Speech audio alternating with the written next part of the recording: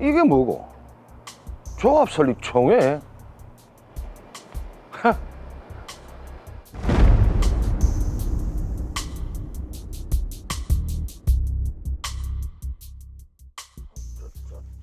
저는 로이어동에서 20년간 식당을 해왔습니다.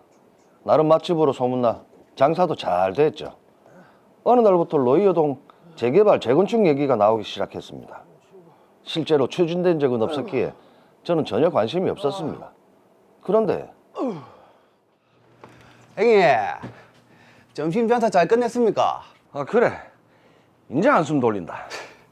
그 혹시 그 얘기 들었습니까? 뭐? 아니, 동네 재개발 소식이요. 아이 그게 맨날 나왔다가 많은 이야기 아이가. 이번엔 확실하다던데. 아니 확실해도 재개발이 어디 쉽나? 다른 동네도 보니까 몇십 년 걸린다고 다들 난리던데 이번에도 잘 안 될 기다. 그래요. 아니, 뭐 두고 보면 알겠지. 형님, 내가 매운탕이나 하나 주이소. 그래, 조금만 기다리라. 응. 보자. 뭐 세금 내라고 뭐씩 많이 날아왔네. 이거 뭐고?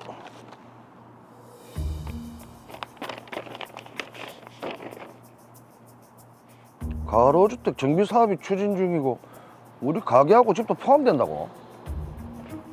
조합 설립 총회? 참네. 형님, 이거 보셨습니까? 가로주택 정비 사업 나도 받았다. 아니 장사 잘 되는 가게랑 집이랑 다 내놓고 나가라는 게 말이 되나? 아니, 동네 여기저기에 조합 설립 선거 공고문도 붙었더라고요. 아, 이번에 진짜 할 모양입니다. 아니 사전 예고도 없이 일방적으로 이래 사업을 해도 되는 기가? 우리 가게하고 집도 들어간다는데 우리한테 의견 한번 안 물어보고 이게 말이 되냐고 이게. 그죠? 우리 집도 정비 사업에 포함이라던데. 아니, 뭐 이런 방법 말 한마디 없다가 이렇게 다 우편을 보내 통보하고 이거 우리 구청에 항의해야 되는 거 아닙니까? 구청? 그래 맞네. 우리 말 나온 김에 따지러 갑시다. 그래 가자. 로이어동 가로주택 정비 사업 이거 어떻게 된 겁니까? 주민들 의견 수렴도 안 하고. 이 사업은 몇 달 전부터 계속 추진 중인 사업이었고요. 법적으로도 문제가 없어서 항의하셔도 소용이 없습니다.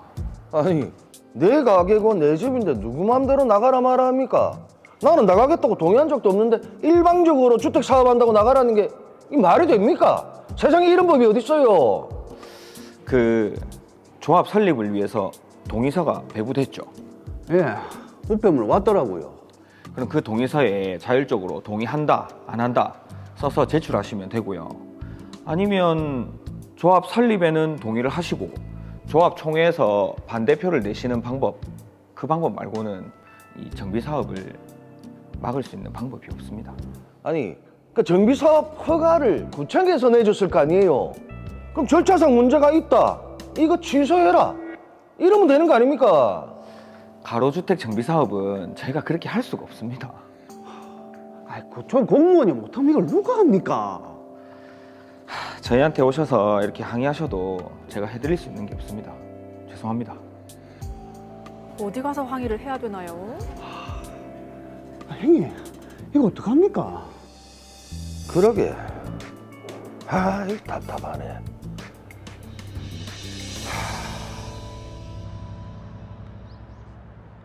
형님, 생각 좀 해보셨습니까? 뭐 조합 설립? 나는 반대다.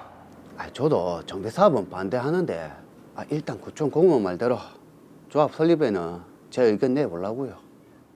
조합 설립하면 끝이지. 조합 세워지면 우리가 원하는 방향으로 추진되게 얘기를 하면 될 거고, 안 되면 총회에다가 반대표 던지가 사업 무마시킬 수 있지 않겠습니까? 그게 어디 말이 쉽지 네 맘대로 되나? 그래도 정비 사업 하면 동네가 더 살기 좋아질 거고, 땅값도 오를 건데, 좋은 게 좋은 거라고 형님 생각 좀 다시 해보이소. 내가 보니까 우리 가게하고 집은 그 사업 후에 경기에 있어서 영업을 중단하면 손실이 엄청나다. 그럼 사업하는 동안에 누가 보상해 줄 건데? 조합에서 절대 보상 안 해준다. 나는 무조건 조합 설립 반대다. 아, 형님, 그건 너무 이기적인 생각 아닙니까? 뭐? 이기적? 장사하는 사람이 그럼 내 돈 버는 게 우선이지. 형님이랑은 대화가 안 되네. 아니, 막 갑니다. 아, 여기서 또 의견이 갈리네요. 저 자식 저거 믿었더만 배신자네 저거.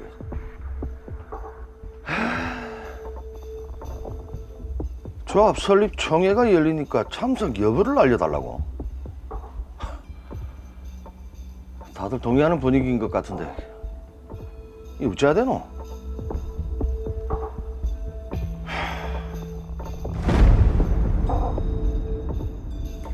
자, 가로주택 정비 사업에 동참을 원하지 않고 있는 기준영 씨, 방법이 없을까요?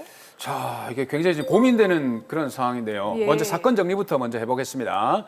기준영 씨는 20년 동안 한 동네에서 식당을 운영하며 거주 중인데요.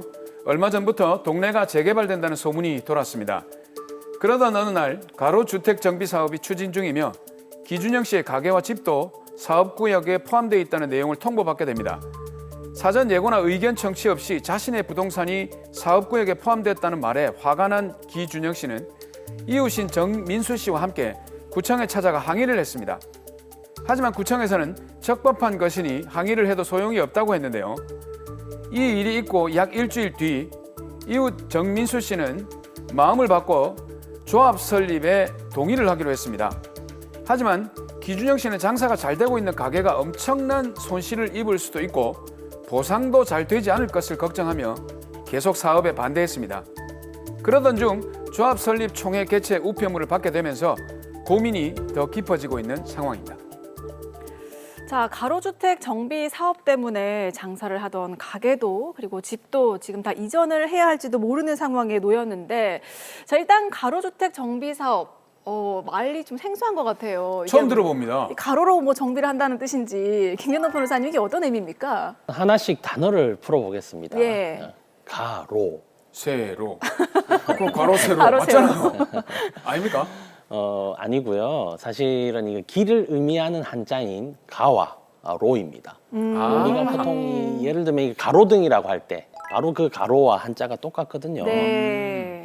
보통 우리가 종로 3가, 을지로 1가 이렇게 할 때 가와 로는 이제 길을 의미한다고 보잖아요. 바로 그 말입니다. 자, 이 가로주택 정비 사업은 길 옆에 주택을 정비하는 사업이라고 이해하면 되겠네요. 예, 맞습니다. 이게 좀 생소할 수 있는데요. 2018년 2월 9일에 최초 시행된 빈집 및 소규모 주택 정비에 관한 특례법, 그리고 줄여서 소규모 주택 정비법이라고 합니다. 여기에서 이 처음 등장한 개념이거든요. 네. 이 가로 주택 정비 사업이란 이 종전의 가로를 유지하면서 이 소규모로 주거 환경을 개선하기 위한 사업을 의미합니다. 쉽게 풀어서 말씀드리면요. 종전의 길은 그대로 유지하면서 그 안에 있는 집, 상가, 건물 등을 집중적으로 재정비하는 소규모 사업이라고 이해하시면 편하실 것 같습니다. 길을 유지하면서 재정비를 한다. 이게 어떻게 그럼 정비가 되는 건가요? 그러니까 도시에 있는 이 가로, 세로, 이 길로 구성된 이 하나의 블럭이라고 하죠. 예. 그 블럭을 구역으로 설정을 해서 그 안에 있는 건물과 토지를 재정비하는 것입니다. 지금 화면에서 보시는 것처럼 가로주택 정비 사업은 사업구역 모양이 대체로 하나의 블록으로 구성된 큰 삼각형, 사각형을 띠게 되는데요. 네. 이건 그 외곽의 길, 즉 그 가로는 그대로 놓아두고 안쪽에 있는 노후화된 건물을 집중적으로 재정비하는 사업이기 때문입니다. 근데 이제 문제는 드라마에서 보면 기준영 씨는 아무것도 모르고 있다가 자신의 집과 가게가 가로주택 정비 사업의 구역에 들어갔잖아요. 예. 근데 보통 이런 사업을 추진할 때 보면은 뭐 의견을 듣기 위해서 공청회를 열린다든지 하는 이런 절차가 있지 않습니까? 이런 절차를 생략하고 무시하고 이렇게 가도 되는 겁니까? 우리 사무장님께서 방금 지적하신 그 부분이 예. 오늘 문제의 핵심이라고 할 수 있겠습니다. 사무장님 요즘 컨디션이 좋으신 것 같아요. 아, 그렇습니다. 맥을 잘 짚어요. 김경맥. 네. 네, 보통 이 재개발, 재건축 같은 정비 사업에 대해서는 많이들 들어서 아실 거예요. 그런데 이 기존의 전통적인 재개발, 재건축 정비 사업은 정비 기본 계획 수립, 그리고 안전 진단, 정비 계획 수립, 그리고 정비 구역 지정, 조합 설립 추진위원회 설립의 과정을 모두 거쳐야 비로소 조합 설립 인가를 받을 수가 있습니다. 네. 하지만 가로주택 정비 사업은요, 이 앞서 말씀드린 이 네 가지 절차를 모두 생략하고 단지 주민 동의만 받으면 곧바로 조합 설립 인가를 받을 수 있거든요. 그러한 점에서 절차상 큰 차이가 있습니다. 네, 사실 재개발, 재건축 사업은 전체적으로 시간이 많이 이제 걸린다고 알고 있는데 이렇게 절차가 간편해지면은 사업 완료 기간까지도 굉장히 좀 단축이 되겠네요. 맞습니다. 재개발, 재건축 같은 전통적인 정비 사업은 평균 10년 정도가 걸린다고 알려져 있어요. 예. 그런데 이 가로주택 정비 사업은요, 평균 2, 3년 만에 이 신속하게 사업을 끝낼 수 있다고 합니다. 자, 그런데 이렇게 절차를 많이 생략해서 진행을 하는 뭐 이유가 있습니까? 네, 이 소규모 주택 정비법의 근본 취지를 보면요, 이 환경은 낙후되어 있지만 이 규모가 작아서 기존의 정비 사업으로는 이 소외된 지역, 그러니까 이 기존 사업만으로는 이 사업성이 굉장히 떨어지는 구역에 대해서도 이 효율적으로 정비할 수 있도록 해주는 것이거든요. 예. 이 기존의 전통적인 정비 사업은 절차대로 이렇게 다 진행하도록 요구를 하게 되면 상당한 시간과 비용이 들 수밖에 없게 되잖아요. 그렇죠. 그렇습니다. 예. 저도 들어본 적이 있는데 이게 부산에 이 재건축 또는 재개발하려면 뭐 절차도 복잡하고 그 절차를 거쳤는데도 뭐 안전 진단에 떨어진다. 또 네. 의견 충돌이 있어가지고 안 된다. 이렇게 해서 사업이 잘 안 되는 경우가 굉장히 많은 걸 봤거든요. 맞아요. 맞습니다.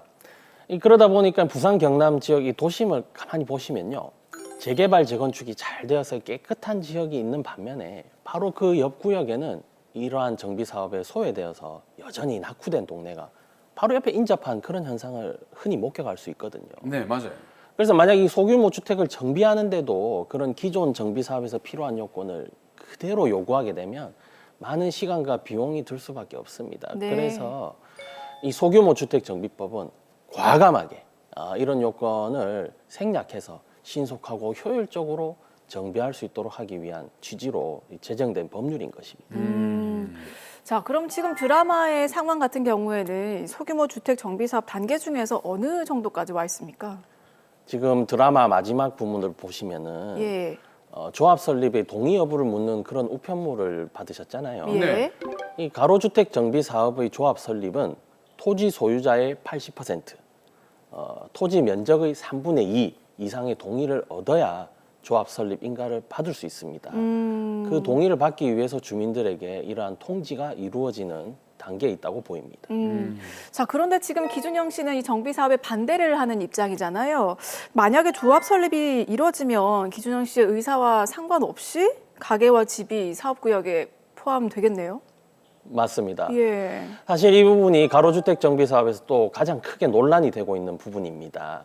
현재로서는 토지 소유자의 80%, 토지 면적의 3분의 2 이상이 동의하면 사업구역에 포함은 되지만 그 사업을 반대하는 소수파들도 어쩔 수 없이 가로주택 정비 사업에 들어갈 수밖에 없습니다. 아유, 그래도 이게 아무리 그래도 내 건물이고 내 땅인데 이거 너무하는 거 아닙니까? 이거 뭐 법이 이래도 되는 겁니까? 당연히 그런 생각이 드실 수밖에 없겠죠. 앞서 제가 이 가로주택 정비 사업은 기존의 재건축이나 재개발 같은 정비 사업과는 달리 기본 계획 수립이라든지 안전 진단, 정비구역 지정 같은 것들을 다 생략할 수 있다고 말씀드렸잖아요. 네, 예. 그렇죠. 원래는 이 과정에서 토지 소유자 등 주민들의 의견을 뭐 수렴한다든지 각종 민원을 제기한다든지 이런 절차들이 이루어지게 되는데 예. 이 가로주택 정비 사업은 그러한 과정을 다 생략하기 때문에 대다수가 사업에 찬성하게 되면요, 이 기준영 씨처럼 원하지 않는 사람의 집이나 가게도 정비 사업의 대상에 포함됩니다. 조금 과장해서 이야기하면 예. 자고 일어났더니 나도 모르는 사이에 갑자기 내 땅, 내 건물이 사업구역에 포함되었다라는 말을 듣는 경우가 발생할 수도 있는 것이죠. 그렇겠네요. 자, 그런데 만약에 끝까지 나는 이 사업에 반대한다라고 하면 어떻게 해야 됩니까? 사업 시행자는 반대하는 토지 소유자에게 매도 청구를 할 수 있고요. 특히 공공시행자, 그러니까 지자체나 토지주택공사 같은 곳에서는 강제 수용도 할 수가 있습니다. 네. 그러니까 아무리 버티더라도 결국 소수파로 몰리게 되면 자신의 부동산을 매도 청구 내지는 수용의 형태로 내놓을 수밖에 없게 되죠. 자, 그런데 지금 기준영 씨의 노포는 영업이 아주 잘 되고 있다고 하는데 이 정비 사업으로 인해서 영업 중단이 이루어지면 혹시 이 부분에 대한 보상은 어떻게 받아야 됩니까? 사실 이 부분도 큰 문제인데요. 예.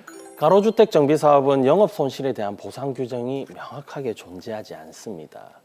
아직 대법원 판례까지는 없지만 최근 법원에서는요, 가로주택 정비 사업에서는 영업 손실을 인정하지 않는다는 판결을 내린 적이 있거든요. 그래서 사실상 영업 보상은 어렵지 않나 이렇게 보입니다. 야, 아유. 이렇게 되면 기준영 씨는 찬성을 할 수가 없을 것 같은데 어떻게 해야 됩니까?